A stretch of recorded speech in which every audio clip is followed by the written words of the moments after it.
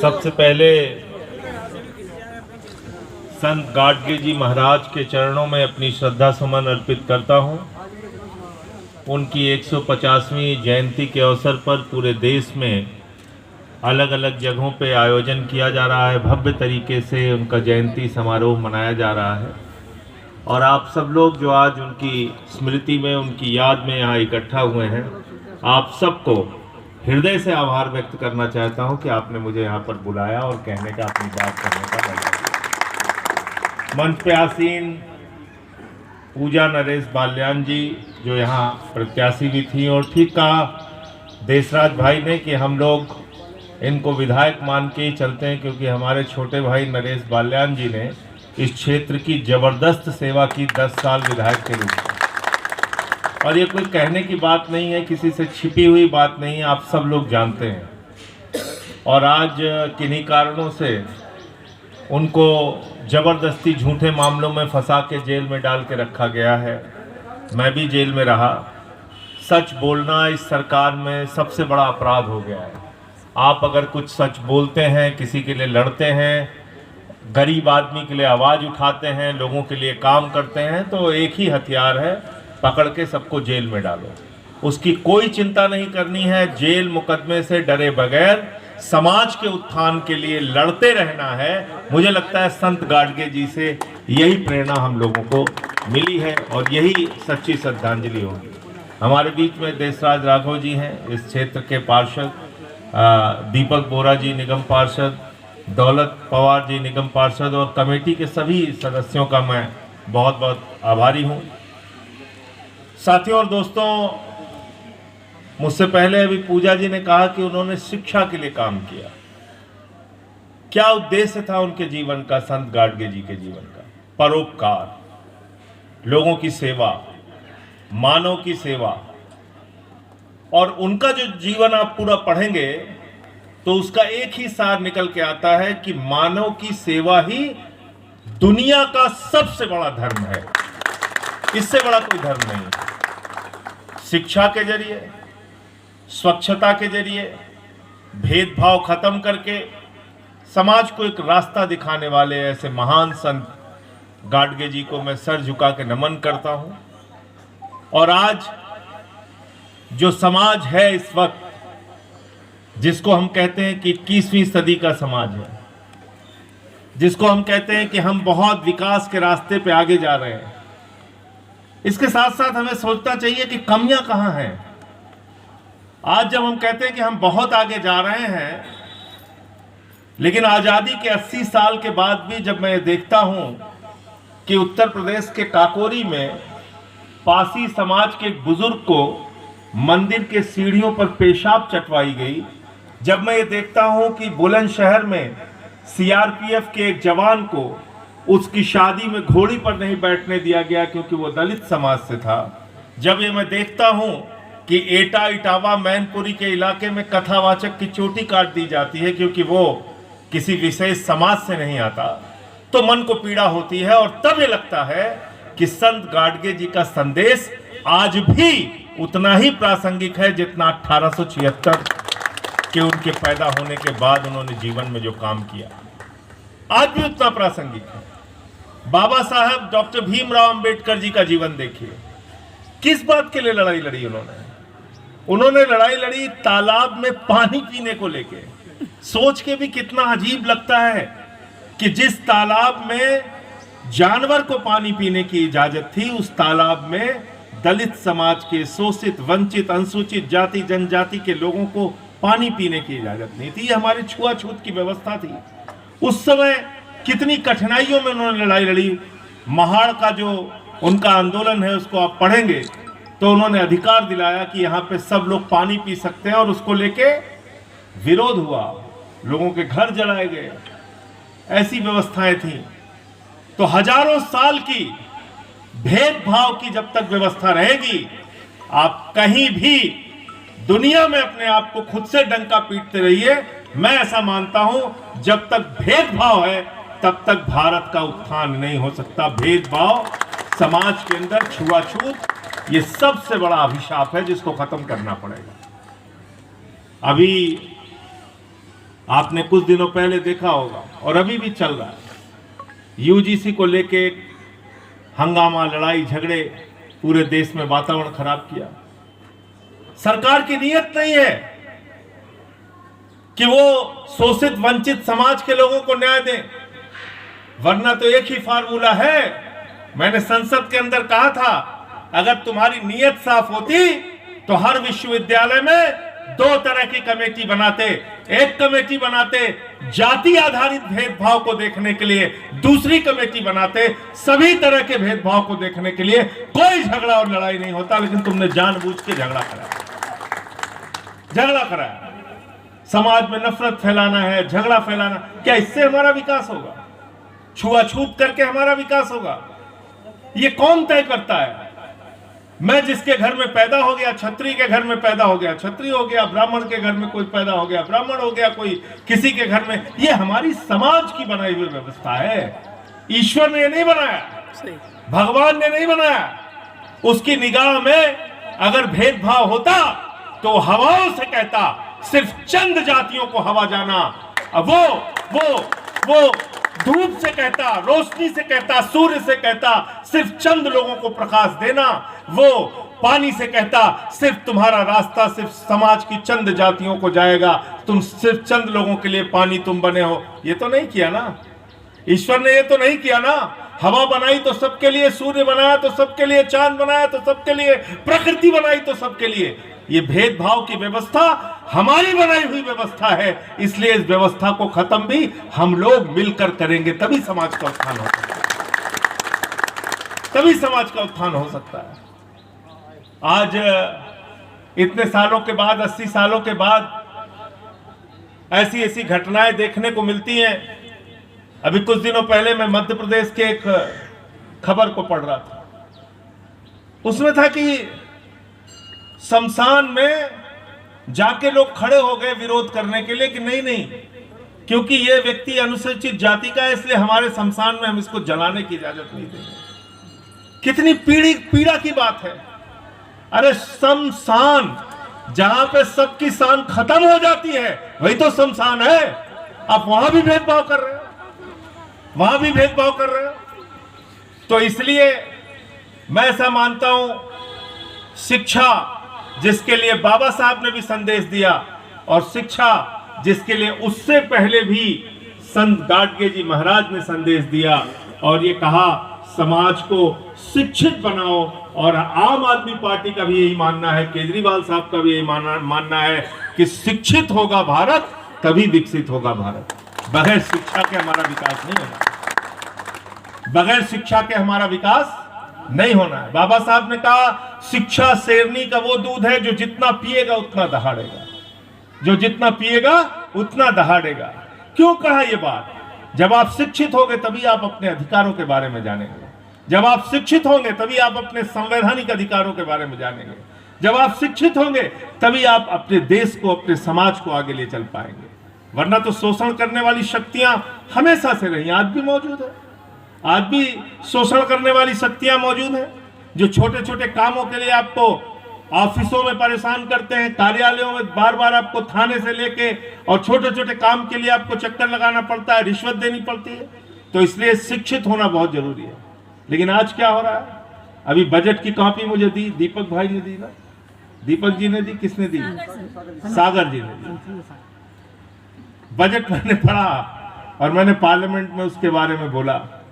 आपको मालूम है हमारे भारत की सरकार ने शिक्षा का बजट इस देश में रखा है 2%। कितना? 2%। स्वास्थ्य का बजट कितना रखा है? 2%। 2%। और कह रहे हैं 1947 में हम भारत को विकसित बना देंगे, 2047 में हम भारत को विकसित बना देंगे। हमने कहा भाई इसको 3047 कर दीजिए, 3047 कर दीजिए। 1000 साल बाद कौन जिंदा रहेगा, कौन पूछने जाएगा?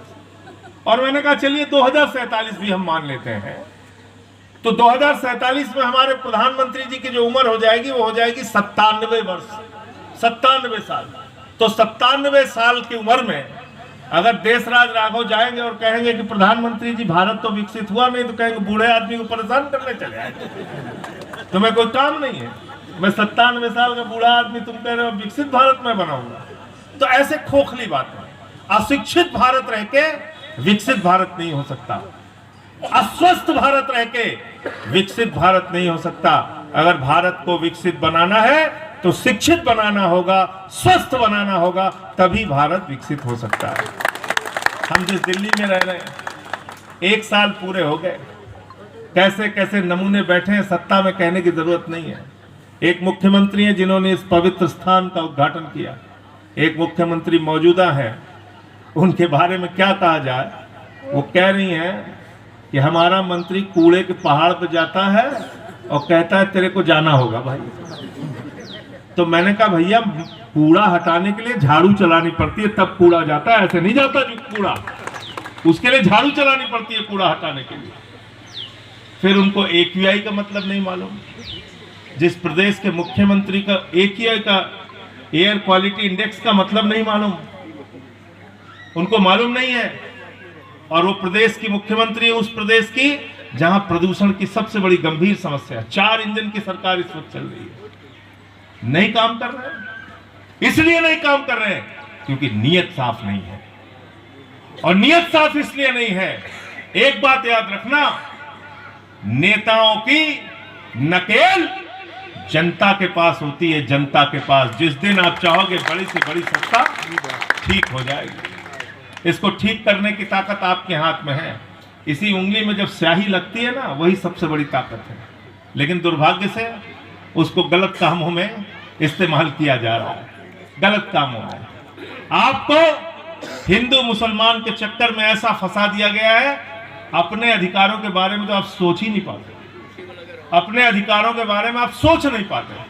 आपको रोजगार चाहिए, आपको जीवन में बिजली, पानी, शिक्षा, स्वास्थ्य की व्यवस्था चाहिए, आपको महंगाई से छुटकारा चाहिए, आपको बेरोजगारी से छुटकारा चाहिए, आपकी कृषि का दाम बढ़ना चाहिए, आपको पक्के मकान होने चाहिए। ये सारे सवालों में तो बात ही नहीं हो पाती, क्योंकि दिन रात आपको बताते रहते भैया हिंदू खतरे में है, हिंदू खतरे में, सब लोग इकट्ठा हो जाओ।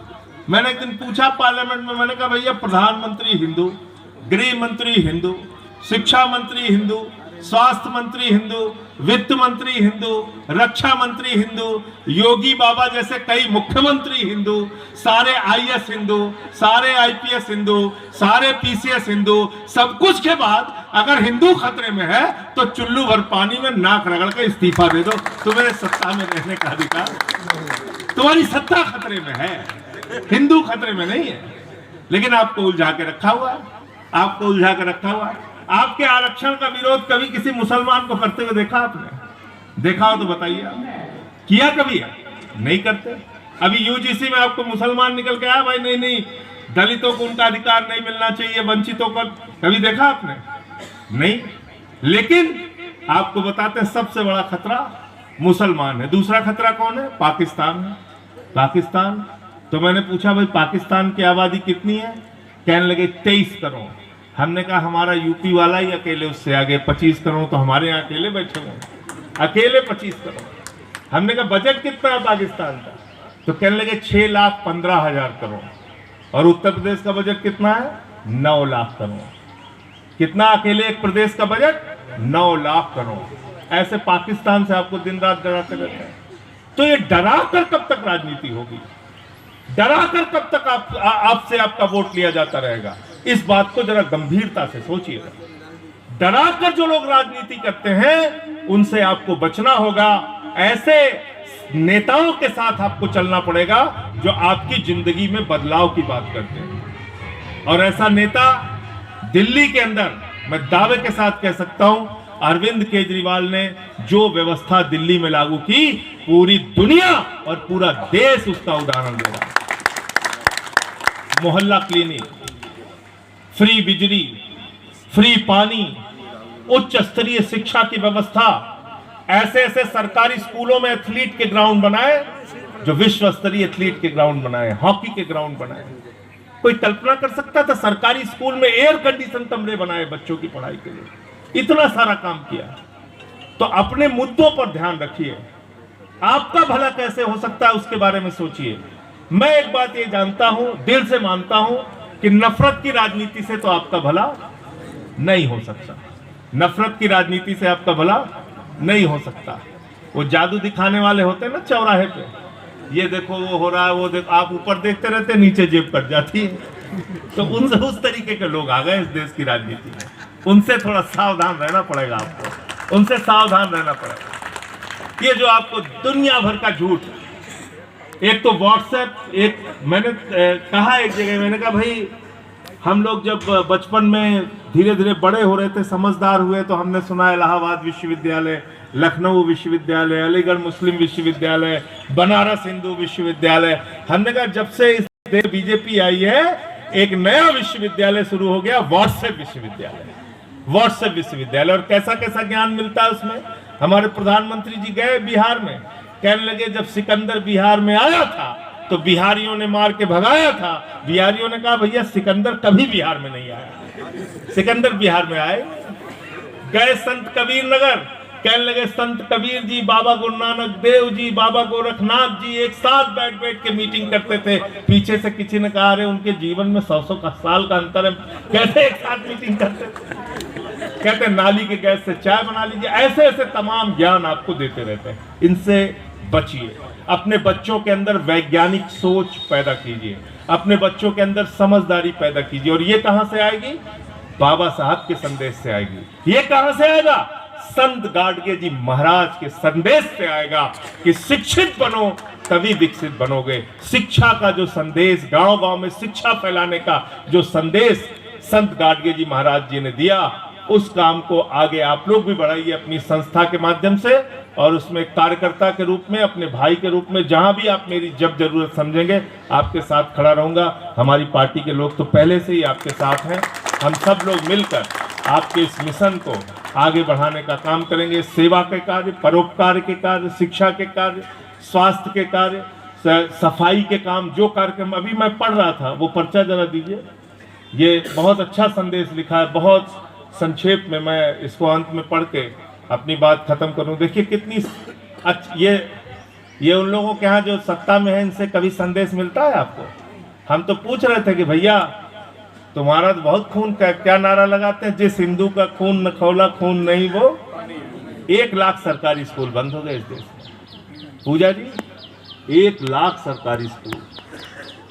हम वो पार्टी हैं जो सरकारी स्कूलों को अच्छा बनाने के लिए काम करते हैं। एक ऐसी पार्टी है इस देश में जिसने 1 लाख सरकारी स्कूल बंद कर दिए और किसी हिंदू का खून नहीं खोला देश में। कोई बजरंग दल वाला, विश्व हिंदू परिषद वाला, कोई आरएसएस वाला विरोध करने नहीं गया कि आपने हमारे बच्चों के सरकारी स्कूल क्यों बंद कर दिए। जिन सरकारी स्कूलों में दलितों के, शोषितों के, वंचितों के, आदिवासियों के, पिछड़ों के बच्चे पढ़ते हैं, वो हिंदू नहीं है, उनके लिए आवाज नहीं उठानी चाहिए। उत्तर प्रदेश में अस्पतालों में आप जाइए, मोमबत्ती में ऑपरेशन होता है, किसी हिंदू का खून नहीं खोलता, कोई नहीं बोलता। टूटी सड़कों पे लोग चलते हैं, पानी की टंकियां टूट जाती हैं, फ्लाईओवर टूट जाता है, उद्घाटन से पहले पुल गिर जाता है। किसी को इन बातों में गुस्सा नहीं आता। क्यों? क्योंकि इन बातों से उनको वोट नहीं मिलना है। वो भी जानते हैं आपको सिर्फ एक ही नारा देना है, बस भाई जिस हिंदू का खून न खोला, आप भी अपना उसी में लग जाते हैं।